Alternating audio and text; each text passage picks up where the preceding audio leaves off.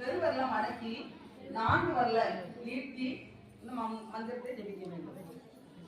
ஓம் கங்கே யமுனே சைவ ஓம் கங்கே யமுனே சைவ கோதாவரி சரஸ்வதி கோதாவரி சரஸ்வதி நர்மதே சிந்து காவேரி நர்மதே சிந்து காவேரி ஜலஸ்மின் சந்நிதி குரு ஜலஸ்மின் சந்நிதி குரு பின் வந்து மற்றதை ஆசமனம் பண்ண வேண்டும்.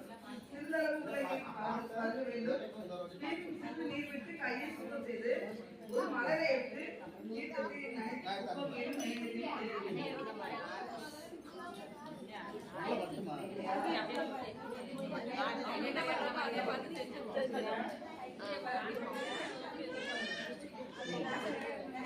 கையை சுத்தம் பண்ணுங்க. ஒரு மலரை எடுத்து நெய்வேத்தியம்